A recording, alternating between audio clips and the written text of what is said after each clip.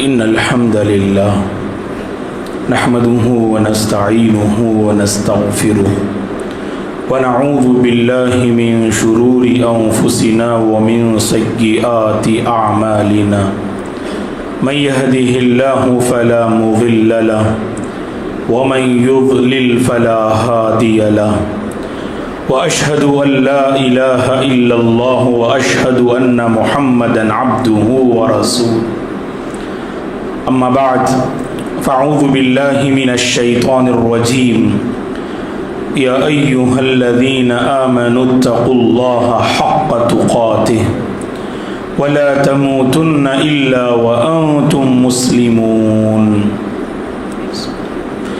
يا أيها الناس اتقوا ربكم الذي خلقكم من نفس واحدة وخلق منها زوجها وبث منهما رجالا كثيرا ونساء واتقوا الله الذي تساءلون به والأرحام إن الله كان عليكم رقيبا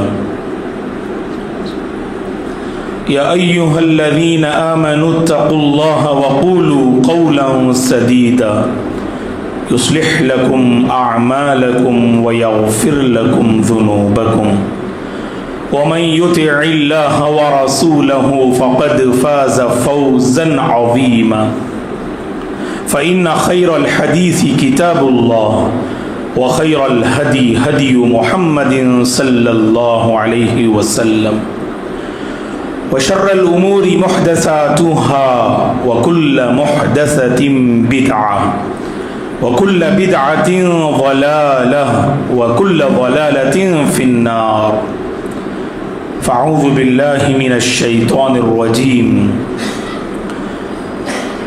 ولقد خلقنا الإنسان ونعلم ما توسوس به نفسه ونحن أقرب إليه من حبل الوريد إذ يتلقى المتلقيان عن اليمين وعن الشمال قعيد ما يلفظ من قول إلا لديه رقيب عتيد وجاءت سكرة الموت بالحق ذلك ما كنت منه تحيد ونفخ في الصور ذلك يوم الوعيد وجاءت كل نفس معها سائق وشهيد لقد كنت في غفلة من هذا فكشفنا عنك غطاءك فبصرك اليوم حديد وقال قرينه هذا ما لدي عتيد ألقيا في جهنم كل كفار عنيد مناع للخير معتد مريب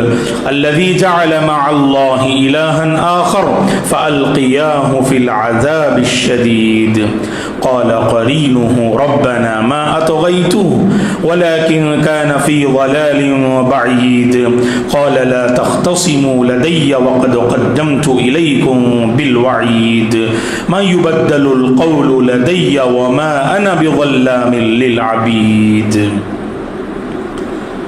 فكلا أخذنا بذنبه فمنهم من أرسلنا عليه حاصبا ومنهم من أخذته الصيحة ومنهم من خسفنا به الأرض ومنهم من أغرقنا وما كان الله ليظلمهم ولكن كانوا أنفسهم يظلمون ہر قسم کی تعریف بزرگی اور بڑائی اس اللہ وحدہ لا شریک کے لیے ہے جس نے اس ساری کائنات کو پیدا کیا.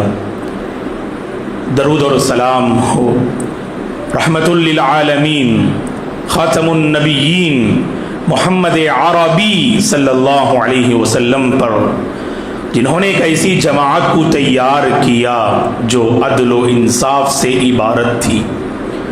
صحابہ اکرام رضوان اللہ علیہم اجمعین، تابعین، تابعین، تمام مومن مرد اور عورتوں پر اللہ کی رحمت اور اس کی سلامتی ہو، آمین. محترم بزرگوں، نوجوانوں، عزیز بچوں اور قابل احترام میری ماں اور بہنوں،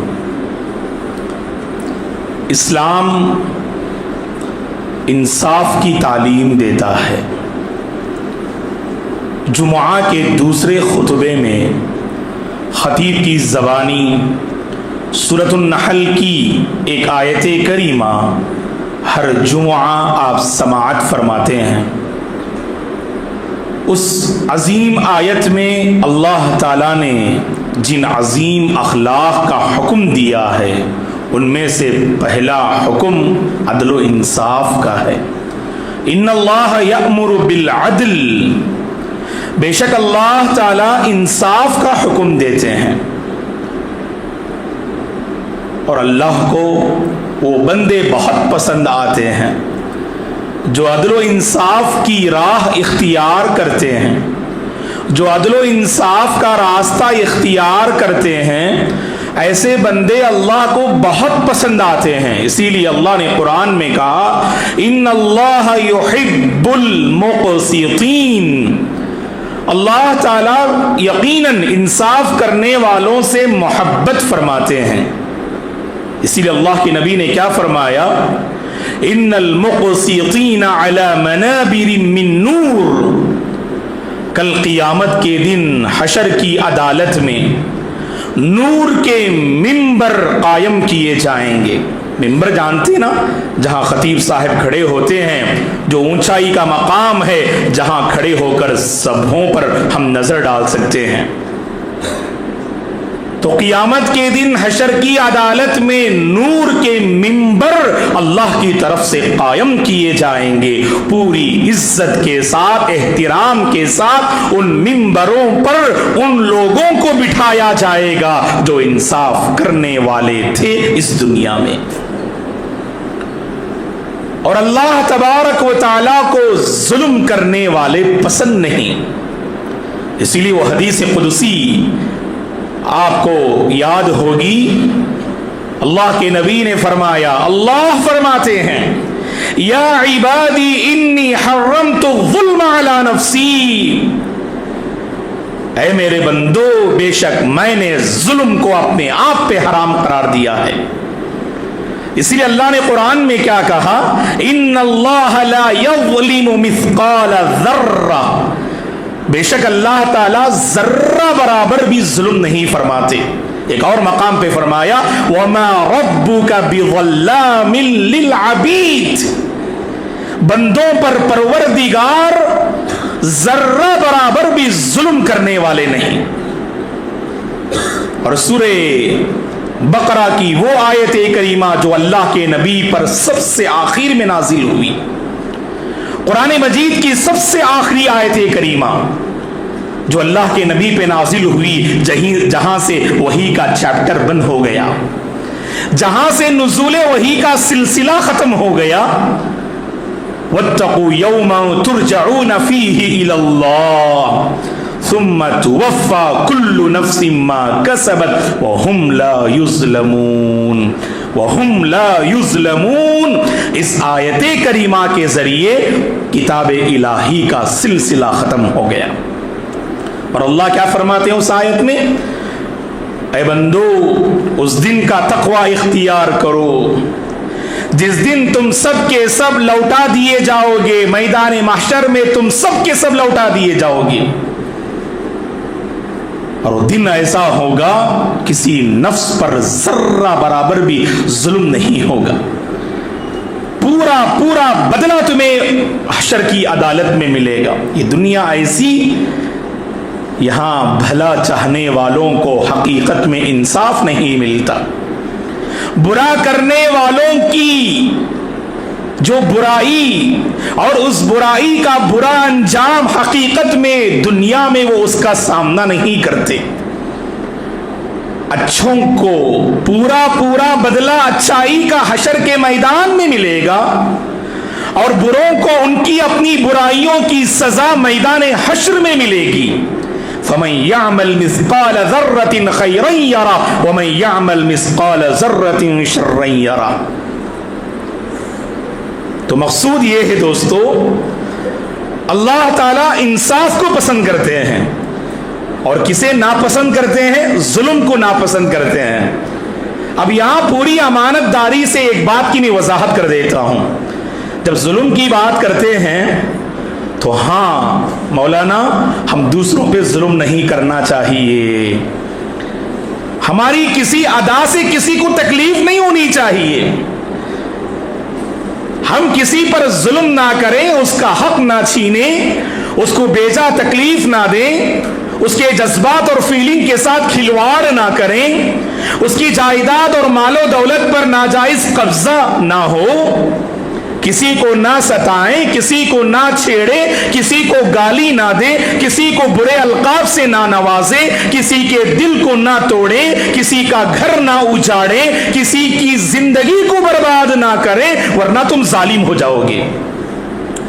یہ تو وہ مفہوم ہے جو ہم سب جانتے ہیں، اچھی طرح سے جانتے ہیں کہ یہ ہاتھ اس سے ظلم نہیں ہونا، زبان سے ظلم نہیں ہونا، اپنے قدموں سے ہم ظلم نہیں کریں گے.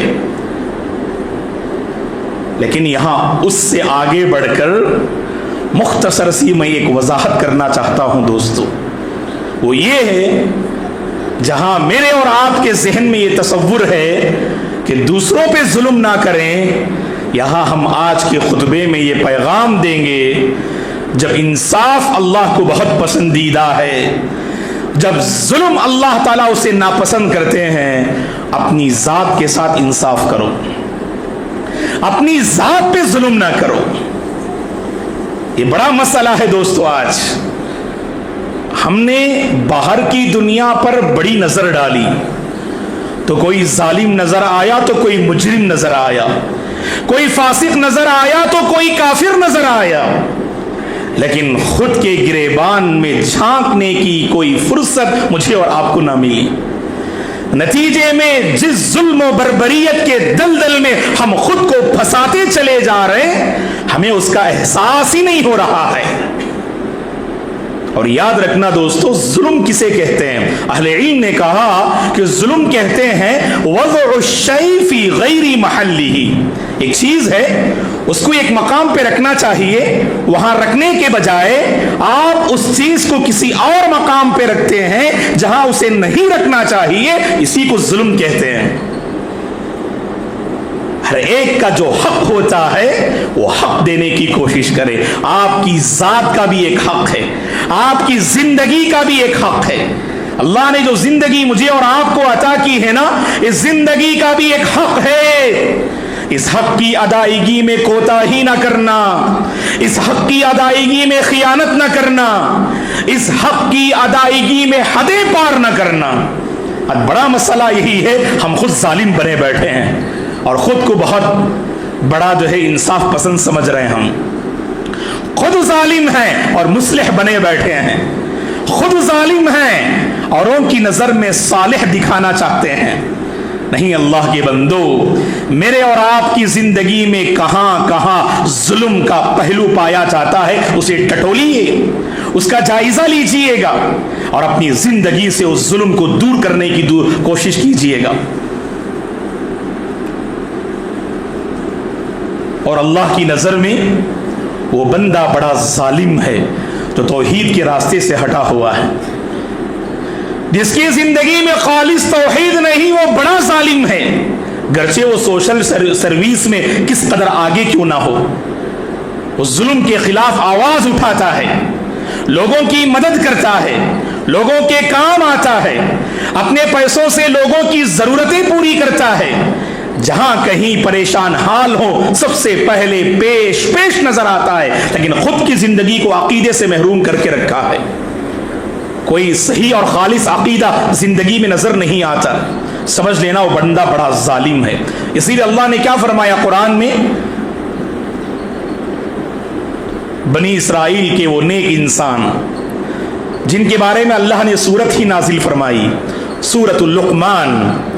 لقمان علیہ السلام بنی اسرائیل کے ایک نیکوکار، پرہیزگار، پارسا اور حکمت والے انسان تھے جنہیں اللہ نے علم و حکمت سے نوازا تھا. نبی نہیں تھے، اللہ کے بڑے برگزیدہ انسان تھے. وہ اللہ تعالیٰ نے کالے کلوٹے تھے، جس شکل و صورت میں کوئی خاص پہچان نہیں رکھتے تھے، لیکن اللہ تعالیٰ نے ان کے دل کو بصیرت سے مالا مال فرمایا تھا، علم و حکمت سے اللہ نے نوازا تھا حضرت لقمان علیہ السلام کو. لقمان علیہ السلام نے اپنے بیٹے کو نصیحت کرتے ہوئے کیا فرمایا؟ یا بنی لا تشرک باللہ، اے میرے لختے جگر اللہ کے ساتھ شرک نہ کرنا، اللہ کے ساتھ شرک نہ کرنا. ان الشرک لظلم عظیم، بے شک شرک ایک بہت بڑا ظلم ہے.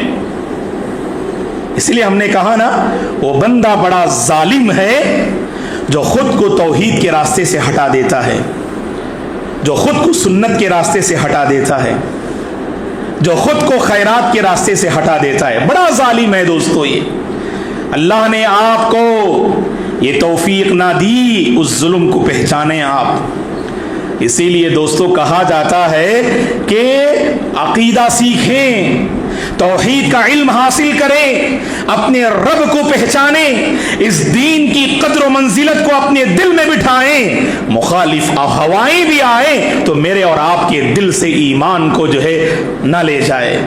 آج ایمان اتنا کمزور ہے نا، ایک معمولی ہوا چلتی ہے تو دل سے ایمان رخصت ہو جاتا ہے.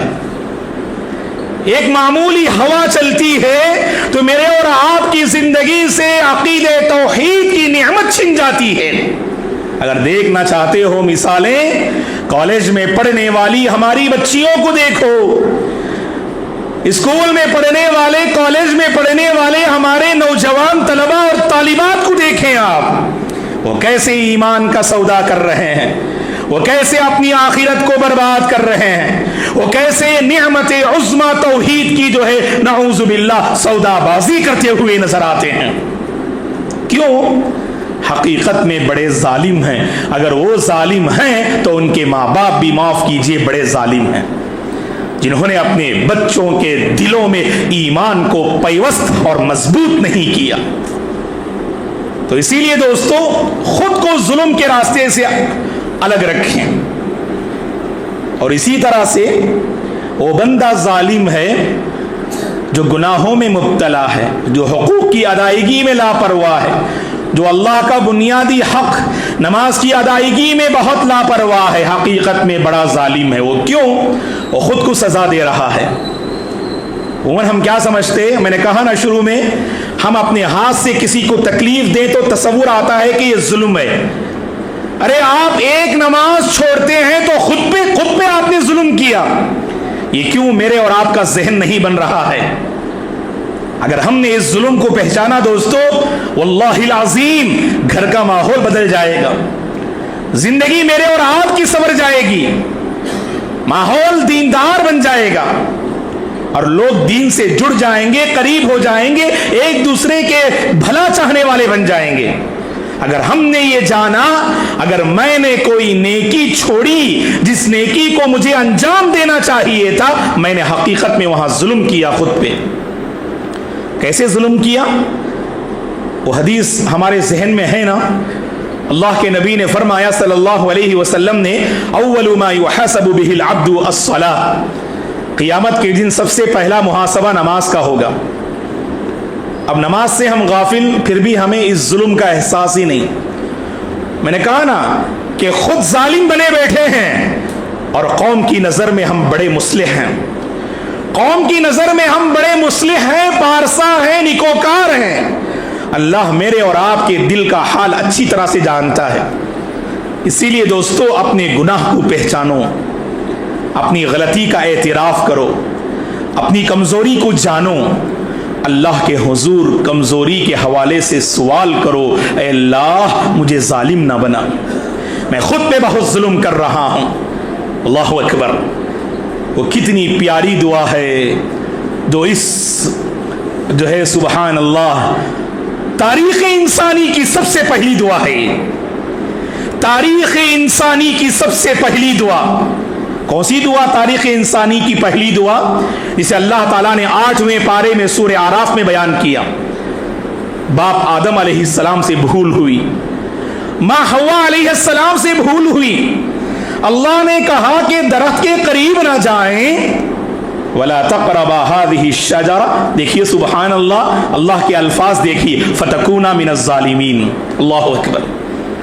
وَلَا تَقْرَبَا هَذِهِ الشَّجَرَةَ فتکونا من الظالمین، اس درخت کے قریب نہ جانا اے آدم اے حوا، اس درخت کے قریب نہ جانا، اگر تم چلے گئے تو تم ظالموں میں سے ہو جاؤ گے۔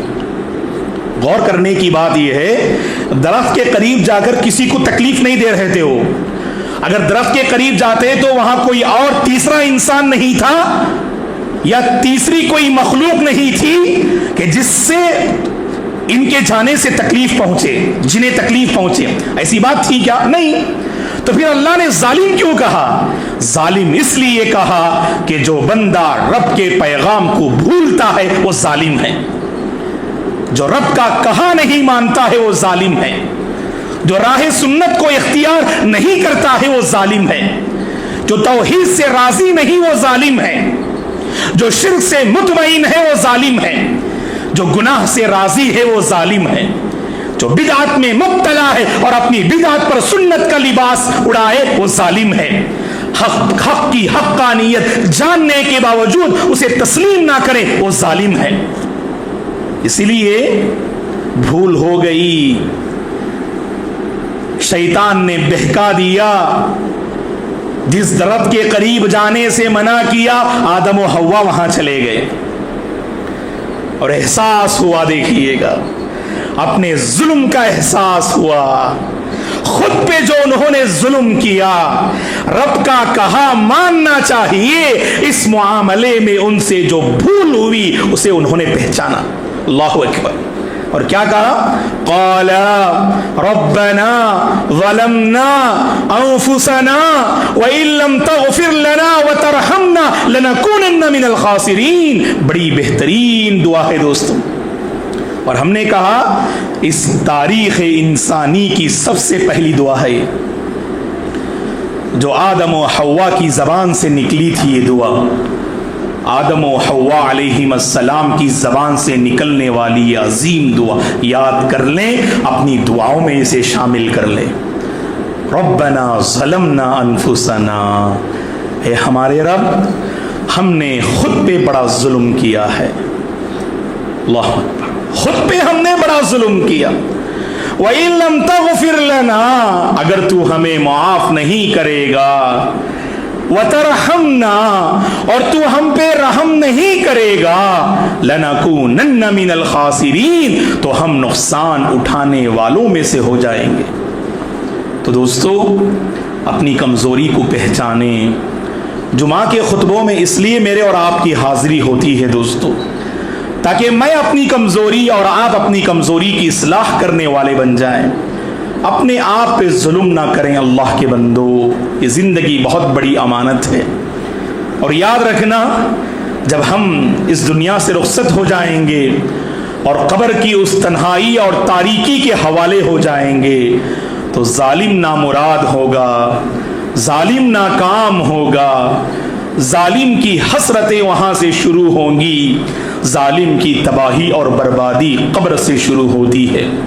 اگر ہم چاہتے ہیں اپنی قبر کو پر نور بنائیں، اگر ہم چاہتے ہیں اپنی قبر کو کشادہ کر دیں، دوستو یہ جو زندگی اللہ نے مجھے اور آپ کو دی ہے، دیکھیے گا اللہ نے یہ وسیع و عریض زمین اللہ نے میرے اور آپ کے حوالے کی ہے۔ قبر میں جانے کے بعد آپ خود کو جو ہے کشادہ نہیں کر سکتے، خبر میں جانے کے بعد خود کو آپ پر نور نہیں کر سکتے، خبر میں جانے کے بعد خود کو ہم سنبھال نہیں سکتے، خبر میں جانے کے بعد خود کو ہم ظلم کے راستے سے الگ نہیں کر سکتے۔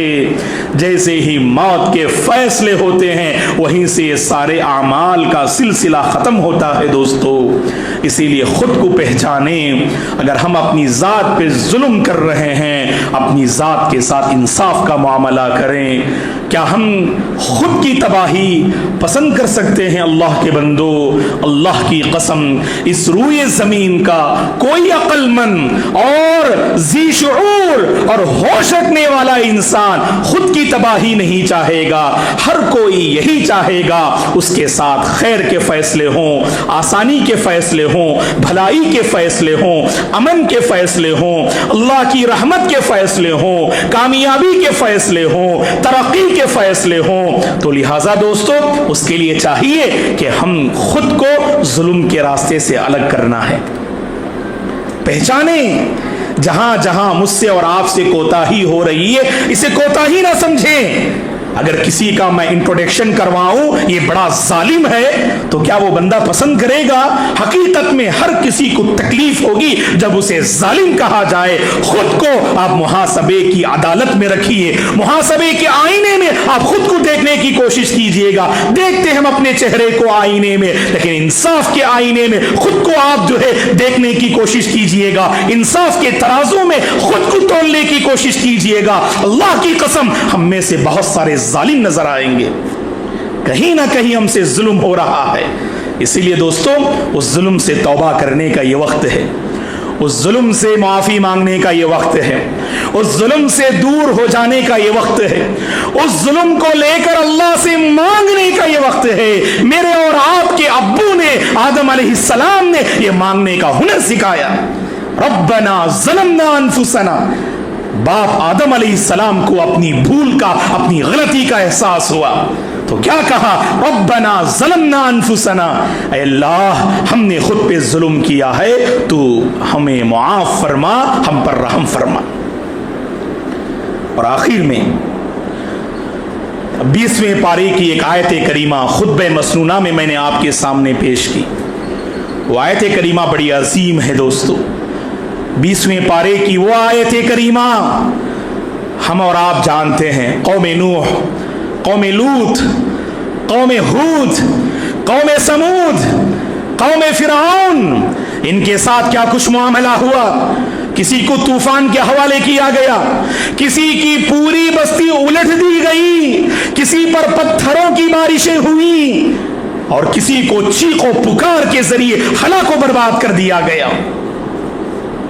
ये सब हम जानते हैं दोस्तों। और अल्लाह ने क्या कहा जानते हैं? फ़कुल्लन अख़ज़ना बिज़म्बि, हर कौम को उसकी जो नाफरमानियां थी, और नाफरमानियों के पादाश में हर कौम की हमने गिरफ्त फरमाई। फ़मिनहुम मन अरसलना अलैहि हासिबा, किसी पर हमने पत्थर बरसाया। वमिनहुम मन अख़ज़तहु सैहा, किसी को चीखो पुकार ने तबाह बर्बाद कर दिया। वमिनहुम मन ख़सफ़ना बिहिल अर्ज़, किसी को हमने जमीन में धंसा दिया। वमिनहुम मन अग़रक़ना, किसी को हमने तूफान के जरिए से जमीन में डुबो दिया, पानी में डुबो दिया। और आगे अल्लाह फरमाते हैं आखिर में, वमा कान अल्लाहु लियज़लिमहुम, अल्लाह उन पे जुल्म करने वाले ना थे, अल्लाह जुल्म करने वाले ना थे, वलाकिन कानू अनफुसहुम यज़लिमून, वो खुद पे बहुत जुल्म कर रहे थे। अल्लाह के बंदो, अल्लाह तो बड़े मेहरबान है ना। इसीलिए तरतीब के हिसाब से कुरान पढ़िएगा। सूरह फातिहा कुरान की पहली सूरत है जो तरतीब हम पढ़ते हैं। क्या कहा अल्लाह ने अपना इंट्रोडक्शन कराते हुए? अल्हम्दुलिल्लाहि रब्बिल आलमीन अर्रहमानिर रहीम व रब्बिजुल जलाल व रब्बि अर्ज़ व समा व रब्बि कायनात। अपना इंट्रोडक्शन कराते हुए कहता है अर्रहमान और रहीम। वो तो बंदों पे रहम करना चाहता है दोस्तों। हम खुद को जुल्म के रास्ते पे लगाकर अल्लाह की रहमत से महरूम होते जा रहे हैं। बस दुआ कीजिएगा अल्लाह ताला मुझे और आपको जुल्म के रास्ते से मुकम्मल दूर रहकर ज़िंदगी गुजारने की तौफीक अता फरमाए। अदल व इंसाफ अपनी ज़ात पर कायम करने की अल्लाह हम सबको तौफीक अता फरमाए। अल्लाह ताला जालिमों को हिदायत दे, जालिमों को अल्लाह ताला हिदायत दे, उन्हें अपनी कमज़ोरियों, कोताहियों और अपनी गफलतों को पहचानने की अल्लाह उन्हें तौफीक अता फरमाए। जहाँ कहीं मजलूम मुसलमान हैं, अल्लाह सबों के हक़ में रहम के, अमन के और खैर के फ़ैसले फरमाए। जहाँ कहीं लोग परेशान हाल हैं, अल्लाह सबकी परेशानी को दूर फरमाए। अल्लाह हम सब के हक़ में बरकतों के फ़ैसले फरमाए। हर किस्म की उलझन से, परेशानी से अल्लाह हम सब की हिफाजत फरमाए। اللہ تعالیٰ خود پر، گھر والوں پر، بیوی بچوں پر، خاندان والوں پر، محلے والوں پر، دوست و احباب پر، بستی والوں پر انصاف کا معاملہ اور ان کے ساتھ انصاف کا معاملہ قائم کرنے کی اللہ ہم سب کو توفیق عطا فرمائے۔ اللہ تعالیٰ ہم سب کو راہ خیر پر لگا دے، راہ ایمان پر لگا دے۔ کالجز اور اسکول میں پڑھنے والے ہمارے بچوں اور بچیوں کی اللہ حفاظت فرمائے، ان کی عزت و آبرو کی اللہ حفاظت فرمائے، نوجوانان ملت کی اللہ حفاظت فرمائے۔ جو شادی کے مرحلے میں قدم رکھ چکے ہیں اللہ ان کے حق میں نیک جوڑوں کے فیصلے فرمائے، نیک جوڑے اللہ انہیں نصیب فرمائے۔ جن کی شادیاں ہو چکی ہیں اللہ ان کی زندگی میں الفت و محبت کے فیصلے فرمائے، نیک اولاد کے فیصلے فرمائے۔ جن کو اللہ نے اولاد سے نوازا ہے اللہ تعالیٰ اولاد کو نیک بنا دے، دیندار بنا دے، پرہیزگار بنا دے، قوم کا داعی اور متقی بنا دے۔ اللہ تعالیٰ ہر فتنے سے ہم سب کی حفاظت فرمائے، ہر فتنے سے اللہ ہم سب کی حفاظت فرمائے۔ اللہ ہم سب کو ایمان پہ باقی رکھے اور ایمان پر خاتمہ نصیب فرمائے، آمین۔ اقول قولی ھذا واستغفر اللہ لی ولکم ولسائر المسلمین من کل ذنب فاستغفروہ انہ الغفور الرحیم۔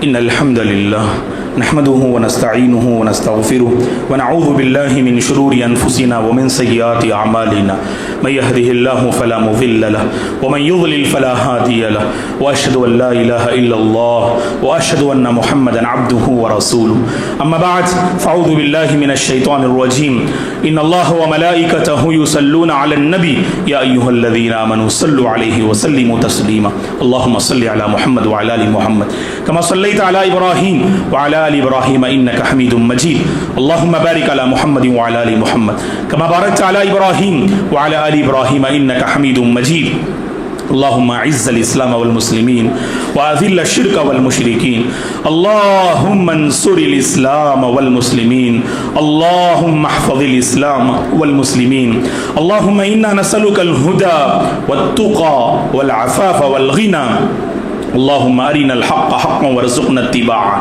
وأرنا الباطل باطلا وارزقنا اجتنابه اللهم بارك لنا فيما رزقتنا وبارك لنا في أعمالنا اللهم بارك لنا في أولادنا اللهم بارك لنا في أوقاتنا اللهم بارك لنا في حياتنا عباد الله رحمني ورحمكم الله فاعوذ بالله من الشيطان الرجيم ان الله يأمر بالعدل والإحسان وإيتاء ذي القربى وينهى عن الفحشاء والمنكر والبغي يعظكم لعلكم تذكرون اذكروا الله العظيم يذكركم ولذكر الله تعالى أكبر والله يعلم ما تصنعون